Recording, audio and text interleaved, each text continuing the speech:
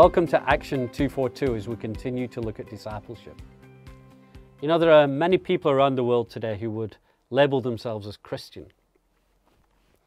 But what is a Christian?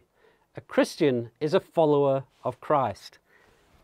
A Marxist is a follower of Karl Marx, somebody who holds to the teachings and the philosophy that Karl Marx taught. A Christian is somebody who, having been reborn, is a follower of Jesus.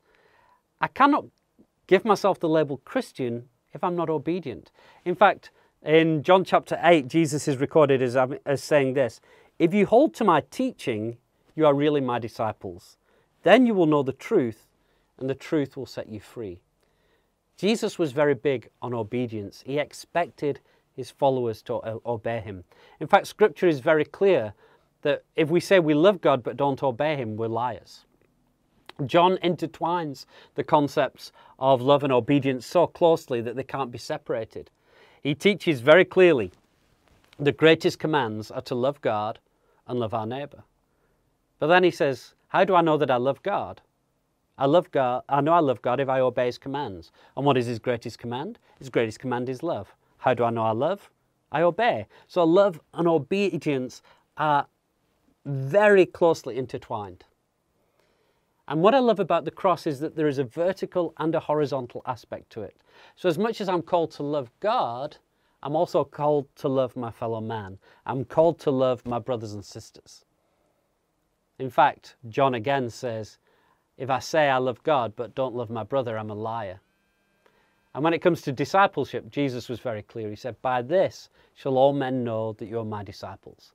He didn't go on to say by signs and wonders, by how much you pray, by how wildly you worship, how much money you give, or how often you go to church. He said, this is how the world will know that you are my disciples, that you have love for one another. But this love for one another can't be a kind of Hallmark greeting card, sentimental kind of love. It's got to be a real, genuine, godly love. And it's got to be a love that is intertwined with obedience. You see, unless I'm discipling my brother, unless I'm discipling my sister, unless I'm helping those that God has put me into family with to become more obedient, then I'm not loving them. Unless I bring truth, unless I bring correction and encouragement and rebuke, then I'm not loving. And we've got to have those kind of relationships with each other within the family of God, where we are truly discipling one another, where we're speaking truth, where we're helping and making it as easy as possible for one another to become obedient followers of Jesus. Sometimes that means being offensive. Sometimes it's saying the things that people don't want to hear. An old friend of mine once said, and I've used this line before, that love without truth is sentimentality, but truth without love is brutality.